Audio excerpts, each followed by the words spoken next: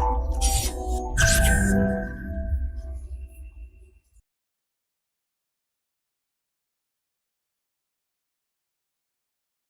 Friends, this is Gautam Pandey coming up with the next round of new simplified. तो आज की वीडियो में हम बात करेंगे व्हाट आर नियो बैंक्स। तो फर्स्ट ऑफ ऑल जरा देखते हैं नियो बैंक्स न्यूज़ में क्यों है।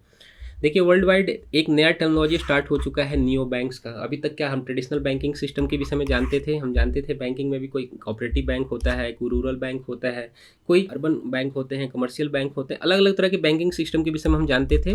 बट वर्ल्ड वाइड एक नया टेक्नोलॉजी स्टार्ट हो चुका है, ये है नियो बैंक।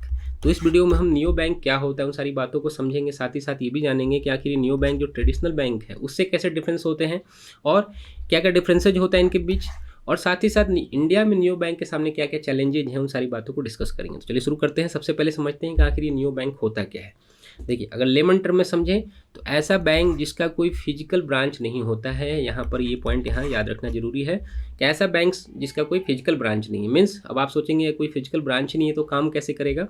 देखिए, ये काम करता है थ्रू मोबाइल एप्लीकेशन। मीन्स जितने भी बैंकिंग फैसिलिटीज़ हैं वो आपको मोबाइल एप्लीकेशन के माध्यम से, ऑनलाइन माध्यम से प्रोवाइड कराती है नियो बैंक्स।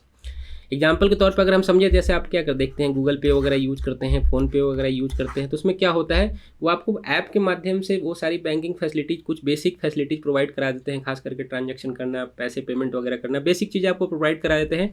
ऐसा ही कुछ नियो बैंक करता है। नियो बैंक क्या करता है कि वो सारी फैसिलिटी जो आप ब्रांच में जाकर मिलती है आपको, वो आपको ऑनलाइन प्लेटफॉर्म के माध्यम से, मोबाइल एप्लीकेशन के माध्यम से पहुंचाता है। इसे ही कहते हैं नियो बैंक। देखिए, यहाँ पर एक क्लियर कर लेना जरूरी है कि इंडिया में चाहे गूगल पे हो, फ़ोन पे हो, किसी भी इस तरह की बैंकिंग सिस्टम को या प्लेटफॉर्म को कोई नियो बैंक का टैग नहीं मिला है। मीन्स इंडिया में अभी तक कोई नियो बैंक नहीं है। जस्ट एन एग्जाम्पल के लिए था ये गूगल पे या फ़ोन पे। तो अब जरा समझते हैं कि आखिर नियो बैंक जो ट्रेडिशनल बैंक होते हैं उनसे डिफरेंट कैसे होते हैं। देखिए, डिफरेंसेज की बात करें तो सबसे बड़ा डिफरेंसेज क्या है इंडिया में, जैसा कि डिस्कस किया हमने कि किसी भी बैंक को बैंकिंग सिस्टम करने के लिए, बैंकिंग सर्विसेज प्रोवाइड कराने के लिए आरबीआई से लाइसेंस लेना पड़ता है। लाइसेंस के बिना वो कोई भी सर्विस आपको प्रोवाइड नहीं करा सकते। तो इंडिया में अभी तक आरबीआई ने किसी भी बैंक को नियो बैंक का लाइसेंस नहीं दिया है। मीन्स इंडिया में अभी तक नियो बैंक नहीं है। ये एक टर्मिनोलॉजी है, वर्ल्ड वाइड चल रही है। यूरोप में बहुत सारे नेशन में नियो बैंक सिस्टम स्टार्ट हो चुका है, और अभी से स्टार्ट नहीं हुआ है, ये 2012-13 से ये सिस्टम स्टार्ट हो चुका है। बहुत सारे डेवलप नेशन जो है वहाँ पर नियो बैंक का कॉन्सेप्ट चल रहा है। बट इंडिया में अभी तक नियो बैंक का सिस्टम स्टार्ट नहीं हुआ है। यहाँ पॉइंट याद रखना है, इनके लिए लाइसेंस अभी तक इंडिया में कुछ नहीं मिला है किसी को।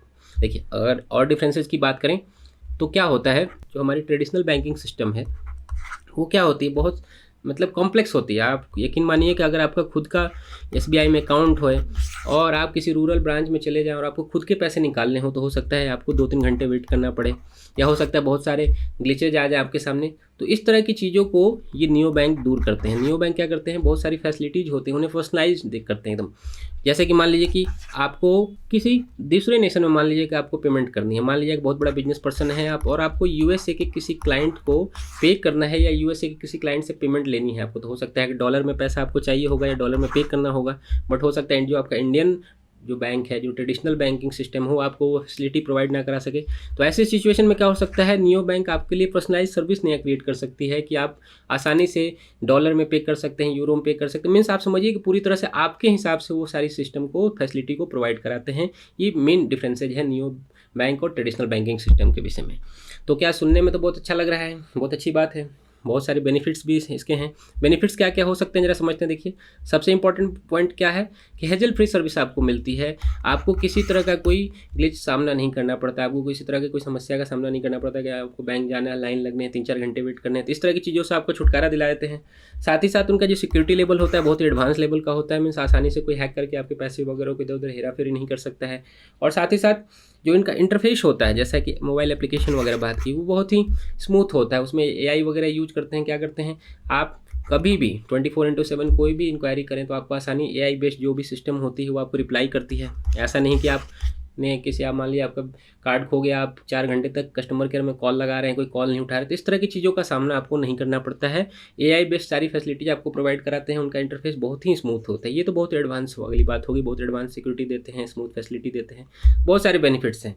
बट कुछ चैलेंजेज भी है, तो उनको भी डिस्कस करते हैं। चैलेंजेज क्या है, देखिए, चैलेंजेज की बात करें, सबसे इंपॉर्टेंट क्या है, ट्रस्ट वाली बात, मान लीजिए कि अगर गांव में किसी पर्सन राम खिलावन जी बैठे हुए हैं, उनका अकाउंट मान लीजिए एसबीआई में है, उनको आप कहिए कि आप एसबीआई की इस ब्रांच से पैसे निकाल करके आप ऐसी जगह पे पैसे ट्रांसफ़र करो या ऐसी जगह अकाउंट खोल लो जिसका कोई फिजिकल ब्रांच ही ना है, तो हो सकता है वो कभी भी अपने पैसे को किसी ऐसे बैंक में अकाउंट में पैसे नहीं रखेंगे जिसका कोई फिजिकल अपीयरेंस नहीं, मीन्स कोई फिजिकल है ही नहीं, ब्रांच ही नहीं है। अगर पैसा गया तो कहाँ ढूंढने जाएंगे। तो जो मेन प्रॉब्लम क्या है, ये ट्रस्ट वाली बात, कि आखिर इंडिया में इस तरह के ट्रस्ट डेवलप करना, बिल्डिंग करना एक सबसे बड़ा चैलेंजेज होगा नियो बैंक के लिए।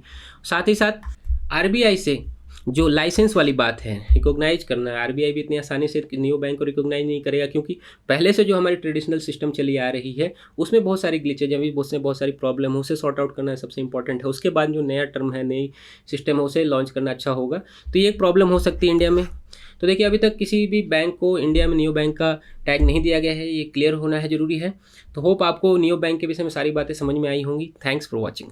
Current Affairs by Forum IAS is an all-in-one program that covers the dynamic aspect of the syllabus from both prelims and mains perspective. Last year, we have helped more than 100 students crack IAS with our current affairs classes.